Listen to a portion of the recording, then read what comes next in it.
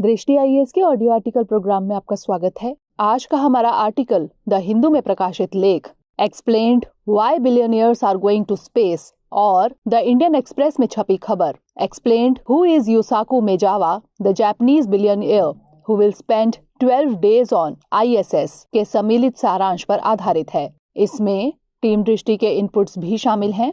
यह audio article सामान्य अध्ययन प्रश्न पत्र 3 के विज्ञान एवं प्रौद्योगिकी खंड से जुड़ा है। तो आइए लेख की शुरुआत करते हैं। अंतरिक्ष पर्यटन यानी स्पेस टूरिज्म।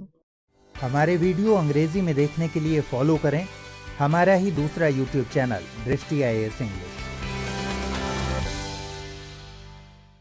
पृथ्वी पर नई जगहों की तलाश मानव सभ्यता के इतिहास में हमेशा रोमांच का विषय रही है। आज मनुष्य ने स्पेस यानी अंतरिक्ष तक पहुंच बनाने में कामयाबी हासिल की है। अंतरिक्ष की उत्पत्ति से जुड़ी पहेली को सुलझाते हुए अब इसमें पर्यटन के अवसर खोजे जा रहे हैं। इस क्षेत्र में मिलती सफलता की ही बानगी है कि हाल ही में जापान के रईस बिजनेसमैन यूसाकू मेजावा एक अन्य स्पेस टूरिस्ट योजो हिरानो के साथ 12 दिनों के लिए अंतर्राष्ट्रीय अंतरिक्ष स्टेशन पहुंचे। इस दौरान वे स्पेस में लोगों द्वारा सुझाए गए 100 कार्यों को पूरा करेंगे। इसमें से एक बैडमिंटन खेलना भी शामिल है। गौरतलब है कि इस मिशन की अगुवाई रूसी अंतरिक्ष यात्री अलेक्जेंडर मिसुरकीन कर रहे हैं। इस स्पेस मिशन से जुड़ी ऐसी कई बातें हैं जो सिविल सेवा परीक्षा के लिहाज से बेहद महत्वपूर्ण हैं। इस आर्टिकल में उन सब पर विस्तार से चर्चा की गई है। सबसे पहले स्पेस टूरिज्म, फिर मौजूदा वक्त में उसकी अहमियत के बारे में बात की गई है और आखिर में स्पेस टूरिज्म में भारत की स्थिति पर नजर डालते हुए भारत में उसके विकास के लिए कुछ जरूरी बिंदुओं पर भी चर्चा की गई है। आइए पहले जानते हैं क्या है स्पेस टूरिज्म का कॉन्सेप्ट। स्पेस टूरिज्म एक तरह का टूरिज्म ही है। इसमें लोग एंटरटेनमेंट, घूमने के मकसद से स्पेस टूर पर जाएंगे। पहला स्पेस टूरिस्ट अमेरिकी रईस डेनिस टीटो को माना जाता है, जिन्होंने 2001 में अंतर्राष्ट्रीय अंतरिक्ष स्टेशन पर 8 दिन बिताए थे। इसके लिए उन्होंने $2 करोड़ चुकाए थे। यह यात्रा रूसी एयरक्राफ्ट सोयूज से की गई थी। इससे साफ है कि यूसाकू मेजावा का बतौर स्पेस टूरिस्ट अभियान पहला नहीं है और ना ही यह पहली बार है जब स्पेस एडवेंचर्स जैसी किसी निजी कंपनी द्वारा अंतरिक्ष पर्यटन का प्रयास किया जा रहा है। इससे पहले 3 निजी कंपनियां ब्लू ओरिजिन, वर्जिन गैलेक्टिक और स्पेस एक्स स्पेस टूरिज्म के अवसर की तलाश में लगी हुई है।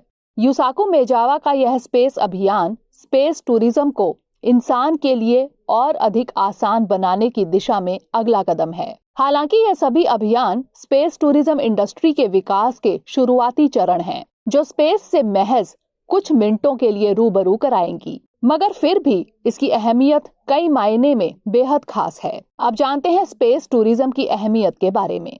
बहुतेरी कंपनियों की इस होड़ में हिस्सा लेने से ऐसे कयास लगाए जा रहे हैं कि जो स्पेस आम आदमियों के लिए महज एक चर्चा का विषय था, आखिरकार उससे रूबरू होने का मौका आम आदमी को मिल सकता है। साथ ही इससे स्पेस से जुड़ी कई अन्य गुत्थियों को भी सुलझाने में मदद मिल सकती है। इसके अलावा स्पेस टूरिज्म की होड़ से स्पेस से जुड़ी कई नई तकनीकें सामने आ सकती हैं।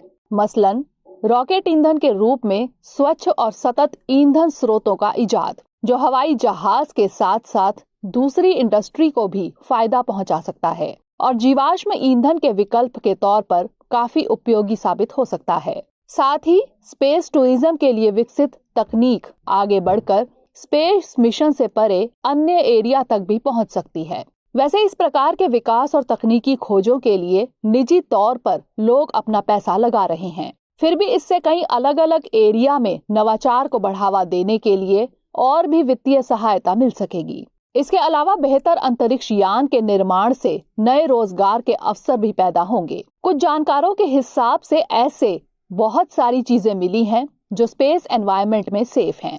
इन्हें हम पृथ्वी पर लोगों की जरूरतों के हिसाब से उपयोग कर सकते हैं। हालांकि इसकी सबसे बड़ी कमी यह है कि इससे अभी सिर्फ अमीर लोग ही आजमा सकते हैं। इससे सामाजिक विषमता की खाई और चौड़ी हो सकती है। दरअसल टिकटों की कीमत $2 से $3 लाख के बीच होने के अनुमान लगाए जा रहे हैं। हालांकि एक अनुमान के मुताबिक मौजूदा मांग आपूर्ति से कहीं अधिक है। साथ ही चिंता का एक अन्य विषय सूर्य के नुकसानदेह विकिरण के संपर्क में लोगों के आने से स्वास्थ्य संबंधी खतरा भी है। इसके अलावा एक पर्यावरणीय मुद्दा भी है। दरअसल रॉकेट को स्पेस में लॉन्च करने से स्पेस प्रदूषण के साथ साथ स्पेस कचरा में भी बढ़ोतरी होगी। इससे संबंधित जिस पहलू पर सबसे अधिक गौर करने की जरूरत है वह यह है कि रॉकेट के ईंधन से ओजोन परत में ओजोन के विस्तार में कमी होगी। असल में रॉकेट ईंधन से कार्बन डाइऑक्साइड उत्सर्जन के साथ साथ नाइट्रोजन ऑक्साइड का उत्पादन भी होगा। यह बेहद चिंता का विषय है क्योंकि ग्लोबल वार्मिंग में योगदान देने वाली अहम ग्रीन हाउस गैसों में से एक है। एक बड़ा मुद्दा नैतिक भी है। दरअसल कुछ लोगों के मुताबिक स्पेस टूरिज्म पर खर्च किए गए पैसे को दूसरी अधिक जरूरी चीजों पर बेहतर तरीके से खर्च किया जा सकता है, मसलन मानव कल्याण या ज्ञान व कौशल पर। कुछ लोगों का यह भी कहना है कि क्या पृथ्वी से बाहर के क्षेत्र हमारे लिए हैं? दरअसल पहले से नियम और कानून बने होने के बावजूद हमने अपने ग्रह को इतना नुकसान पहुंचाया है। वैसे में उस स्पेस का क्या होगा जहां के लिए कायदे कानून अभी तय ही नहीं हो पाए हैं। इसके अलावा एक डर यह भी बना हुआ है कि कहीं विकसित देश या बड़ी कंपनी स्पेस में जाकर अपना एकाधिकार स्थापित न कर लें। इससे आगे चलकर दूसरे कमजोर देशों के लिए नए तरह के उपनिवेशवाद को पैदा कर देने की भी आशंका है। साथ ही नई इजाद की गई तकनीक का दुरुपयोग विकसित देश युद्ध जैसे नरसंहार के लिए भी ना शुरू कर दें। भारत जैसे विकासशील देश के लिए ये चिंता जायज भी है। हालांकि भारत के स्पेस टूरिज्म के मामले में हालात कुछ अलग हैं। अब एक नजर डालते हैं स्पेस टूरिज्म में भारत की स्थिति पर। भारत में स्पेस गतिविधि का संचालन सार्वजनिक क्षेत्र की कंपनी इसरो द्वारा किया जाता है। गौरतलब है कि भारत की मौजूदा वैश्विक स्पेस उद्योग में हिस्सेदारी सिर्फ 2% है, जबकि ऐसा अनुमान है कि अगले 5 साल में भारतीय स्पेस सेक्टर 48% की सालाना बढ़ोतरी के साथ $50 बिलियन तक पहुंच जाएगा। अगर बात स्पेस में भारतीय की जाने की करें तो हाल ही में शिरीषा बांदला, कल्पना चावला और सुनीता विलियम्स के बाद स्पेस में जाने वाली तीसरी भारतीय मूल की महिला बनी हैं। इन्होंने यह उपलब्धि वर्जिन गैलेक्टिक कंपनी के अभियान के अंतर्गत हासिल की। इनके अलावा wing commander Rakesh Sharma space में यात्रा करने वाले एकमात्र भारतीय नागरिक हैं। इन्होंने रूसी स्पेस अभियान के तहत यह उपलब्धि हासिल की थी। इसके अलावा इसरो के गगनयान जैसे कार्यक्रम मौजूदा वक्त में स्पेस में इंसान को भेजने के लिए तैयार किए जा रहे हैं, मगर हालिया समय में दुनिया की स्थिति पर गौर करते हुए इस काम में अधिक तेजी लाने की जरूरत है। अकेले इसरो द्वारा इस काम को करना थोड़ा चुनौतीपूर्ण माना जा रहा है। हालांकि भारत इन स्पेस का गठन कर स्पेस रिसर्च में निजी क्षेत्र के प्रवेश की शुरुआत कर चुका है। इन स्पेस का पूरा नाम Indian national space promotion and authorisation centre है। इसका मकसद भविष्य के स्पेस एक्सप्लोरेशन में निजी भागीदारी को बढ़ाना है। स्पेस क्षेत्र में निजी क्षेत्र की भागीदारी से न सिर्फ कमर्शियल फायदा है बल्कि रणनीतिक फायदा भी है। निजी क्षेत्र के शामिल होने से इसरो अनुसंधान व विकास, इंटरप्लैनेटरी और रणनीतिक लॉन्च पर ध्यान लगा सकेगा। भारत के लिए स्पेस टूरिज्म में निवेश एक गैर जरूरी काम लग सकता है, मगर इसका कंसेप्ट सिर्फ एंटरटेनमेंट ना होकर नई तकनीकी खोज का आधार भी हो सकता है।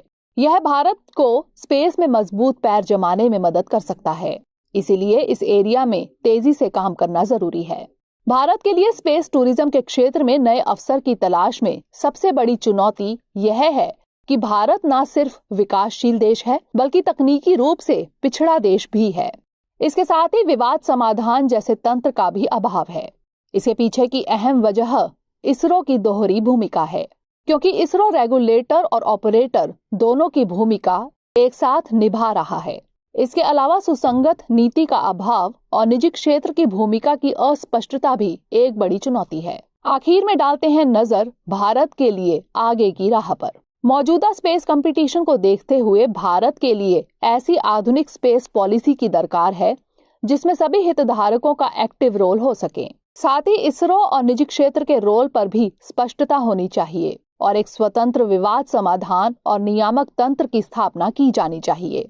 सार यह है कि एक विकासशील देश होने के नाते भारत की सबसे बड़ी दुविधा है कि यह पहले अपने देश के लोगों की बुनियादी जरूरतों को पूरा करें या नई तकनीकी खोज की होड़ में भागीदार बन जाएं। हालांकि मौजूदा वक्त में तकनीक हासिल करना भी बुनियादी जरूरतों का अहम हिस्सा बन गया है। अतः जरूरी है कि इनके बीच संतुलन साधा जाए। आइए अब नोट करते हैं आज का सवाल। हालिया दिनों में अंतरिक्ष पर्यटन के विकास में निजी कंपनियों की होड़ देखी जा रही है। अगर इसमें सफलता हाथ लग जाती है तो इसके कौन से परिणाम देखे जा सकते हैं? टिप्पणी कीजिए।